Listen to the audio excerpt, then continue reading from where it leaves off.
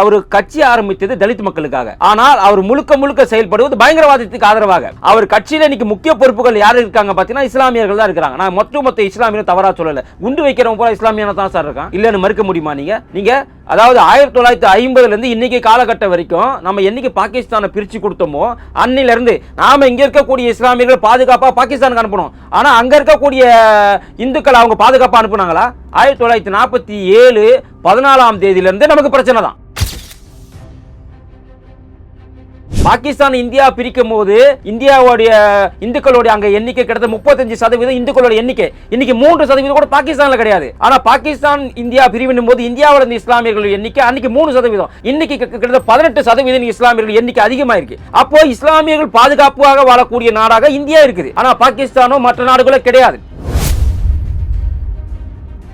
இன்னைக்கு திருமாவளவனை கண்டிப்பாக என்னைய விசாரிக்க வேணும். ஏன்னா திருமாவளவன் உங்களுக்கு தெரியும், அவரோட தொகுதி காட்டுமன்னார் கோவில். அந்த காட்டுமன்னார் கோவில குட்டி பாகிஸ்தான்லாம் இருக்காங்க.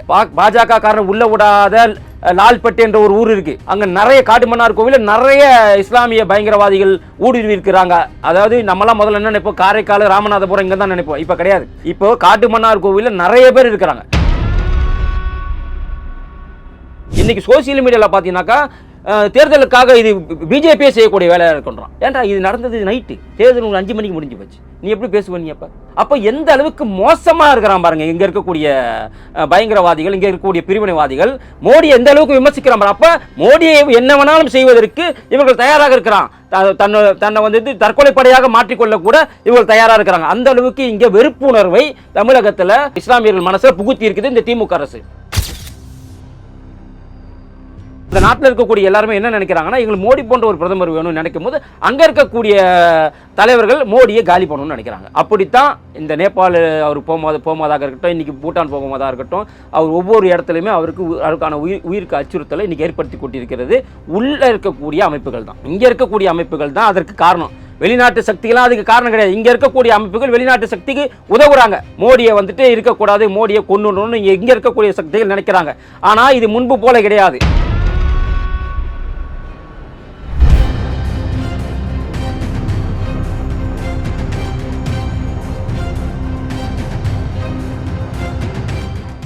ரியல் ஒன் நேயர்களுக்கு வணக்கம். இன்று நம்மளுடைய நேர்காணலுக்கு பாஜகவை சேர்ந்த திரு சதீஷ்குமார் அவர்கள் இணைஞ்சிருக்காங்க. சார் வணக்கம். வணக்கம் சார். சார், இப்போ உலக அளவில் மோடி அவர்கள் வந்து வெளிநாட்டுக்கு போகும்போது அவருடைய உயிருக்கு ஆபத்து அப்படிங்கிற மாதிரியான ஒரு செய்திகள் வந்து தொடர்ச்சியாக பார்த்துக்கிட்டு இருக்கோம். அந்த ஆபத்து தற்பொழுது உள்நாட்டிலையும் வந்துருச்சா? ஆமாம், தமிழ்நாடு, கேரளா போன்ற பகுதிகளுக்கெல்லாம் இனிமேல் மோடி வரும்போது கொஞ்சம் ஹை செக்யூரிட்டி கண்டிப்பாக இருக்க வேண்டிய சூழ்நிலை தான் இருக்குது. ஏன்னா உங்களுக்கு தெரியும், ஏற்கனவே ஒரு பாரத பிரதமரை பலி கொண்ட மாநிலம் தமிழ்நாடு. ராஜீவ்காந்தியை படுகொலை செய்யப்பட்டார்கள். அந்த படுகொலைக்கு காரணமாக இருந்தாங்க, சப்போர்ட்டும் பண்ணாங்க.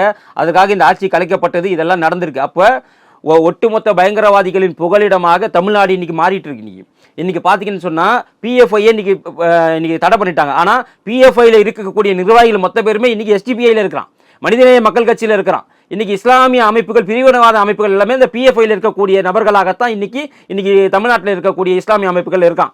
அதாவது நான் என்ன கேட்குறேன்னா, இன்னைக்கு இவ்வளோ பெரிய சம்பவம் நடந்திருக்கு. இவ்வளோ பெரிய சம்பவம் நடத்துக்கு ஏன் ஒரு கண்டனம் கூட ஒரு இஸ்லாமிய அமைப்பு கூட தெரிவிக்கல? இஸ்ரேலை கண்டிச்சு இங்கே போராடினீங்கல்ல, சிரியாவில் நடக்கக்கூடிய உள்நாட்டு கலவரத்தை கண்டிச்சு இங்கே போராடினீங்கல்ல, காசால நடக்கக்கூடிய அப்பாவி மக்கள் கொல்லப்பட்டதற்காக இங்க ஆதரவு கண்ணீர் வடிச்சிங்கல்ல, இன்னைக்கு 15 பேர் செத்து போயிருக்கான். ஏன் ஒரு இஸ்லாமிய அமைப்பு கூட ஒரு கண்டனம் தெரிவிக்கவில்லை? ஏன் இந்த திருமாவளவன் உட்பட யாருமே கண்டனம் தெரிவிக்கவில்லை? ஏன் முதலமைச்சர் அவர்களே சொல்றீங்க? ஏன் சார், திருமாவளவன் தான் சார், அதாவது அவர் கட்சி ஆரம்பித்தது தலித் மக்களுக்காக. ஆனால் அவர் முழுக்க முழுக்க செயல்படுவது பயங்கரவாதத்துக்கு ஆதரவாக. அவர் கட்சியில இன்னைக்கு முக்கிய பொறுப்புகள் யாரு இருக்காங்க பாத்தீங்கன்னா இஸ்லாமியர்கள் தான் இருக்கிறாங்க. நான் மொத்த இஸ்லாமியர் தவறா சொல்லல. குண்டு வைக்கிறவங்க போல இஸ்லாமியனா தான் சார் இருக்கான். இல்லன்னு மறுக்க முடியுமா? நீங்க அதாவது 1950 இருந்து இன்னைக்கு காலகட்டம் வரைக்கும் நம்ம என்னைக்கு பாகிஸ்தானை பிரிச்சு கொடுத்தோமோ அன்னில இருந்து நாம இங்க இருக்கக்கூடிய இஸ்லாமியர்கள் பாதுகாப்பா பாகிஸ்தானுக்கு அனுப்பணும். ஆனா அங்க இருக்கக்கூடிய இந்துக்கள் அவங்க பாதுகாப்பா அனுப்புனாங்களா? 1947 14ஆம் தேதியில இருந்து நமக்கு பிரச்சனை தான். அவங்களுக்கு சுதந்திரம் கொடுத்த அடுத்த நாள்ல இருந்து நமக்கு பிரச்சனை தான். அங்கு கை காலு தலைன்னு தனித்தனியா வெட்டி ட்ரெயின்ல ஏத்தி இங்க அனுப்புறான் சார். அதனால வெகுண்டு எழுந்துதான் கோட்ஸே அவர்கள் யாரோ காந்தி அவர்களை சொல்றாரு, உங்களை தானே இந்த பிரிவினை வந்தது, என் இன மக்கள் இன்னைக்கு கொல்லப்பட்டு ட்ரெயின்ல ஏற்றி அனுப்புறான். பாகிஸ்தான் இந்தியா பிரிக்கும் போது இந்தியாவுடைய இந்துக்களுடைய அங்க எண்ணிக்கை கிட்டத்தட்ட 35% இந்துக்களோட எண்ணிக்கை. இன்னைக்கு 3% கூட பாகிஸ்தான்ல கிடையாது. ஆனா பாகிஸ்தான் இந்தியா பிரிவினும் போது இந்தியாவோட இந்த இஸ்லாமியர்கள் எண்ணிக்கை அன்னைக்கு 3%, இன்னைக்கு கிட்டத்தட்ட 18% இஸ்லாமியர்கள் எண்ணிக்கை அதிகமாயிருக்கு. அப்போ இஸ்லாமியர்கள் பாதுகாப்பாக வாழக்கூடிய நாடாக இந்தியா இருக்குது. ஆனா பாகிஸ்தானோ மற்ற நாடுகளோ கிடையாது.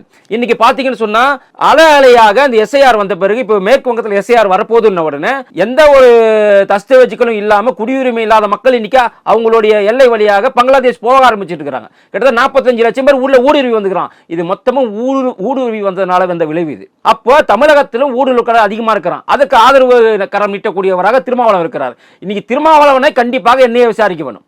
ஏன்னா திருமாவளவன் உங்களுக்கு தெரியும், அவரோட தொகுதி காட்டுமன்னார் கோவில். அந்த காட்டுமன்னார் கோவில குட்டி பாகிஸ்தான்லாம் இருக்காங்க. பாஜக காரன் உள்ள விடாத லால்பட்டு என்ற ஒரு ஊர் இருக்கு. அங்க நிறைய காட்டுமன்னார் கோவில நிறைய இஸ்லாமிய பயங்கரவாதிகள் ஊடுருவி இருக்கிறாங்க. அதாவது நம்மலாம் முதல்ல என்ன நினைப்போம், காரைக்கால் ராமநாதபுரம் இங்க தான் நினைப்போம். இப்ப கிடையாது. இப்போ காட்டுமன்னார் கோவில நிறைய பேர் இருக்கிறாங்க. அப்போ என்னையே கண்டிப்பாக தமிழகத்தில் இது போன்ற எஸ்டிபிஐ விசாரிக்கணும், தவி ஜமாத்தை விசாரிக்கணும், மனிதநேய மக்கள் கட்சியை விசாரிக்கணும். இவங்க எல்லாருமே விசாரிச்சு இவங்க எல்லாருமே விசாரணை வளையத்துக்குள்ள கொண்டு வந்தால் மட்டும்தான் தமிழகத்தில் இந்த தீவிரவாத செயல்களை நம்ம தடுத்து நிறுத்த முடியும். அதாவது தமிழகத்தில் தீவிரவாத செயல் நடக்காம இருக்கலாம், ஆனா தீவிரவாத செயல்கள் நடக்கக்கூடிய விஷயங்களுக்கு மூளையாக செயல்படக்கூடிய இடமாக தமிழ்நாடு சுதந்திரமா இருக்கு இன்னைக்கு. ஏன்னா வரான், அங்க இருந்து வரான், இங்க தங்குறான், இங்க பிளானை போடுறான், போய் எக்ஸிக்யூட் பண்றான். ஏன்னா அது கைது செய்யப்பட்டவங்க பூரா இன்னைக்கு தமிழ்நாட்டிலும் கேரளாவில் நிறைய பேர் இருக்கிறாங்க. அதனாலதான் என்ஐஏ வந்துட்டு இன்னைக்கு கோயம்புத்தூர், ஏன்னா இது ரிலேட்டடான குண்டு வெடிப்பு. உங்களுக்கு ஆந்திராவை சொல்ல மாட்டீங்க, பெங்களூர்ல சொல்ல மாட்டீங்க, அது ஏன் தமிழ்நாடு கேரளா? சார் ஆந்திரா உங்களுக்கு பெங்களூர்லாம் பார்த்தீங்கன்னாக்கா அவங்களுக்கு ரொம்ப தெளிவாக இருப்பாங்க. அவங்க வந்துட்டு அங்கே வந்து இந்த சிறுபான்மையினர் ஓட்டுக்காக பிச்சை எடுக்கக்கூடிய சிறுபான்மை ஓட்டுக்காக அலையக்கூடிய கட்சிகள் அங்கே கிடையாது. பெங்களூர்ல கிடையாது. ஆந்திரா உங்களுக்கு ஓவைசி தெரியும். ஓவைசி இந்திய இஸ்லாமியர்களுக்கு தான் நான் வந்து குரல் கொடுப்பேனே தவிர வெளிநாட்டு இஸ்லாமியர்கள் குரல் கொடுக்க மாட்டேன்னு சொன்ன நபர் ஓவைசி. அதே போல முதலில் சிந்தூர் தாக்குதலுக்கு முதலில் பாராட்டு தெரிவித்தவர் அவர். அதே போல அந்த பகல்காம் தாக்குதலுக்கு முதலில் பாகிஸ்தானுக்கு கண்டனம் தெரிவித்தவர் ஓவைசி.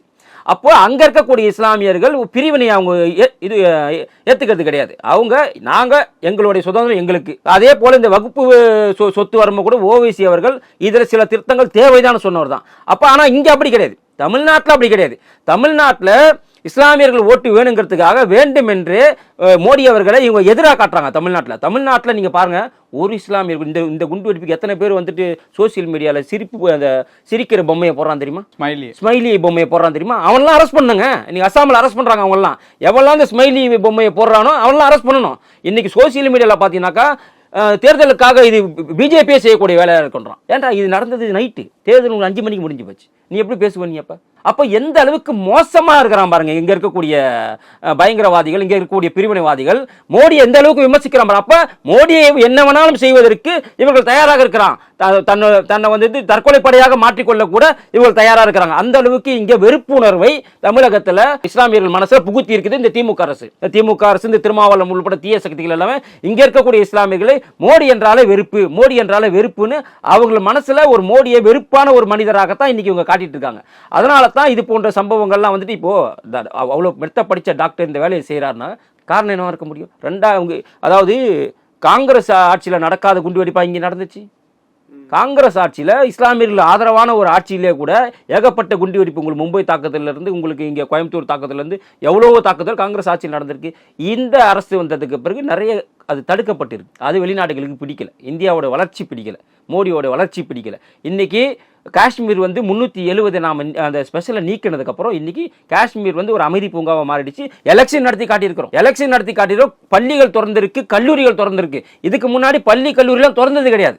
அங்க இந்திய தேசிய கொடியை நீங்க அங்க இருக்க சட்டசபையில் ஏற்ற முடியாது. அங்க இருக்கக்கூடிய காஷ்மீர் கொடியோ பாகிஸ்தான் கொடியும் இருக்கும். ஆனா இன்னைக்கு இந்திய தேசிய கொடி மட்டும் தான் அங்க பறக்குது.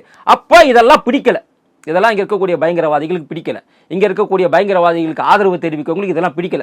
அப்போ மோடி இந்தியாவை உலக நாடுடைய தலைவராக மாற்ற நினைக்கிறாரு. அது இவங்களுக்கு பிடிக்கல. இதை வந்து ஒரு இஸ்லாமிய நாடாக மாற்றணும். இப்போ உங்களுக்கு தெரியும், ஆப்கானிஸ்தான் புரிஞ்சுக்கிட்டாங்க இந்தியாவை. ஏன்னா ஆப்கானிஸ்தானுக்கு நாம தான் அணையை கட்டி கொடுத்துருக்குறோம்.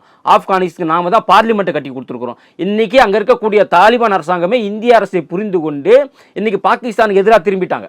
இன்னைக்கு பலுசிஸ்தான் மக்களும் அப்படிதான் இருக்கிறாங்க. நீ பலுசிஸ்தான்ல என்ன நடக்குதுனாக்கா எங்களுக்கு மோடி தான் வேணும்னு சொல்ற அளவுக்கு இன்னைக்கு மாறிடுச்சு. அப்ப பாகிஸ்தான்லயும் சரி, இப்ப இன்னைக்கு பங்களாதேஷ்ல 3 ஸ்டேட் இன்னைக்கு நாங்கள் இந்தியா கூட இணையணும்னு விருப்பப்படுறாங்க அங்கே பங்களாதேஷில். அப்போ இந்த நாடுகள் எல்லாமே அந்த நாட்டில் இருக்கக்கூடிய எல்லாருமே என்ன நினைக்கிறாங்கன்னா, எங்களுக்கு மோடி போன்ற ஒரு பிரதமர் வேணும்னு நினைக்கும் போது அங்கே இருக்கக்கூடிய தலைவர்கள் மோடியை காலி பண்ணணும்னு நினைக்கிறாங்க. அப்படித்தான் இந்த நேபாள் அவர் போகும்போதாக இருக்கட்டும், இன்னைக்கு பூட்டான் போகும்போதாக இருக்கட்டும், அவர் ஒவ்வொரு இடத்துலையுமே அவருக்கான உயிருக்கு அச்சுறுத்தலை இன்னைக்கு ஏற்படுத்தி கொண்டிருக்கிறது உள்ள இருக்கக்கூடிய அமைப்புகள் தான். இங்க இருக்கக்கூடிய அமைப்புகள் தான் அதற்கு காரணம். வெளிநாட்டு சக்திகளாம் அதுக்கு காரணம் கிடையாது. இங்க இருக்கக்கூடிய அமைப்புகள் வெளிநாட்டு சக்திக்கு உதவுறாங்க. மோடியை வந்துட்டு இருக்கக்கூடாது, மோடியை கொண்டுடணும்னு இங்க இருக்கக்கூடிய சக்திகள் நினைக்கிறாங்க. ஆனா இது முன்பு போல கிடையாது. முன்புலாம் நீ நினைக்கலாம் ஒரு இந்திய தலைவரை கொல்லணும்னு, இங்க நீ கொல்லணும்னு கனவு கண்டாலே நீ இருக்க மாட்டேங்க. அப்படிப்பட்ட ஒரு அமைப்பு நம்ம கிட்டே இருக்கு. இன்னைக்கு மிக நம்ம அவ்வளவு பவர் கொடுத்துருக்குறோம். இந்திய ராணுவத்துக்கும் சரி, அமைப்புக்கும் சரி, என்ஐஏவுக்கும் நம்ம அவ்வளவு பவர் கொடுத்துருக்குறோம். இனி இது போன்ற சம்பவங்கள்லாம் தமிழ்நாட்டிலையும் சரி, வேற இந்தியாவில் எந்த ஒரு பகுதியிலுமே நடக்காது. அதற்கான கட்டமைப்புகளை இன்னைக்கு மேம்படுத்திட்டாங்க. பல விஷயங்கள் பேசியிருக்கோம். நேரத்துக்கு ரொம்ப நன்றி சார்.